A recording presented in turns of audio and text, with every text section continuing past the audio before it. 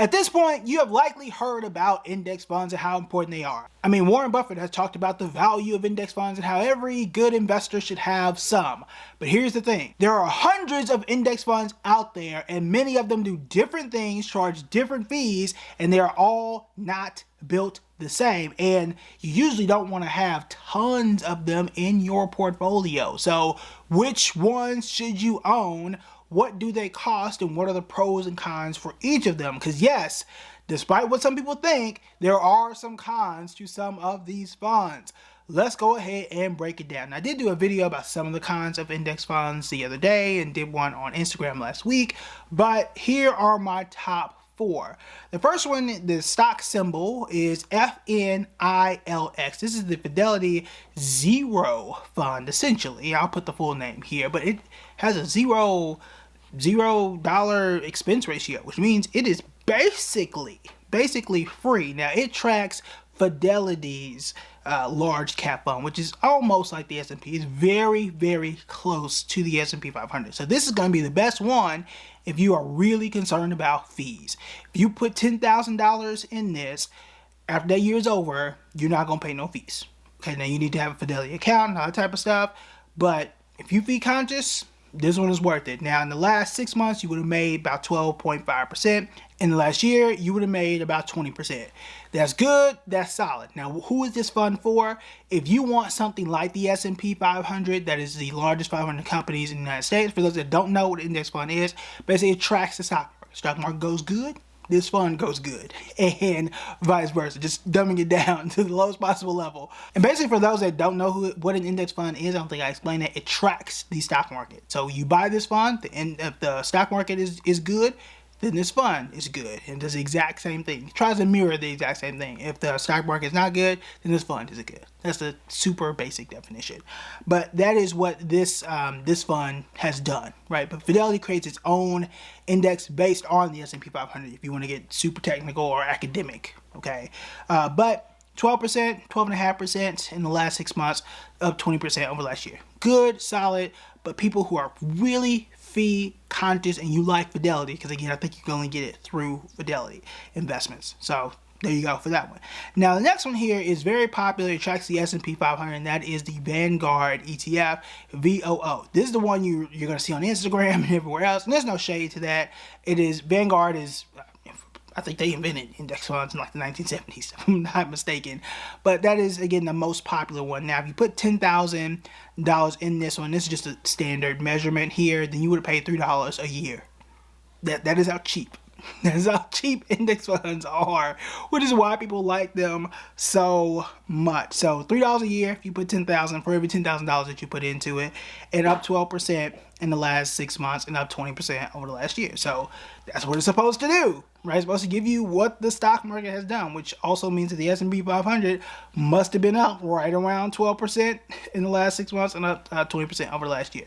So again, it's supposed to reflect the S&P 500. Now, the con here is that there is a little bit of an issue, and we'll talk a little bit about this at the end, with the S&P 500 in itself. And that is, it's a little imbalance in that, for example, 7% of the entire S&P 500 is tied up in just NVIDIA. The top 10% of the S&P 500, about 40% of the S&P 500 is tied up in just 10 companies. So it's not as diversified. Your risk is not spread out across all 500 companies evenly. It is just mostly in tech, which, you know, it helps you to gain 20% in the last year. But, you know, what if NVIDIA doesn't do well? That's 7% of that whole fund, right? So, you know, just keep that in mind. Now, here's one of the other risks. It doesn't make sense to have the Fidelity Fund and VOO. Why is that the case? Because if they both are trying to track the S&P 500, you're owning two of the exact same things. Pick one. If you got Fidelity, go with that. If you don't have Fidelity, get VOO. Or if you got Vanguard, clearly go with the Vanguard one, right? Just pick one. Flip a coin, pick one. They basically do the exact same thing. Okay, that's called duplication. We got two of the exact same things. It doesn't really help you. All right. Next here is QQQ. It's also a very popular one. This is the Invesco NASDAQ 100. What is the NASDAQ? NASDAQ tracks the top 100 tech companies. Now this one is up 18%, which is higher than the S&P 500. Tech companies tend, not always, but they tend to grow faster than your regular companies. And it was up again 18% in the last 6 months, up 29% in the last year. Now this one's a bit more expensive. You put $10,000 in this fund, it will cost you $20 a year. Okay, higher risk, higher reward, because tech companies can be a bit more risky too. Now here's a catch here. This is all tech. Okay, now notice here, the S&P 500, if 40%, nearly 40% of its value and growth is in that top 10% or top 10 companies, and most of those top 10 companies are tech already, and then you add QQQ on top of that, which already has NVIDIA and Meta and probably Amazon and Microsoft, and these are just, you can go and check and compare the list of the two. You might be adding more duplication, you might be adding more risk. So just pay attention to that. If you're somebody who wants to take that risk and wants to have more tech, just know that. Now, personally, I do not own QQQ. Now, compared to someone who has QQQ and VOO at the same time, they probably make more money. Well, they probably don't make more money than me because, you know, you've seen my stock picks. Okay, so let's set that to the side. But someone who does own QQQ and the S&P 500, they have made more money than someone who just owns the S&P 500 by itself. But, keyword, but they have taken on a lot more risk. In 2022, when tech wasn't good, they probably lost a whole lot of money because they had a lot of risk in just tech. So, more risk, more reward, but also more risk. So pay attention to that. When AI is all great and good, you're gonna be fine. But when it's not, just pay attention to that. Then you have VTI. VTI is the total stock market index. Now this is not the only one out there. It's just the most popular one. This is, again, the Vanguard Total Stock Market Index. Now what this is not just the S&P 500. That is usually just, again, the largest 500 companies. What this is a broader index. It is the total stock market, okay? Now, in this case, this one is only up 13% in the last 6 months and up 18% over the last year. Because it's a bit broader, that's why the numbers are slightly different, right? Not 12% in the last 6 months, but 13. Not 20% in the last year, but 18. Now, does it make sense to have the S&P 500 and then the total stock market? In my opinion, no. What sense would it? It's kind of a container within a container. Pick one.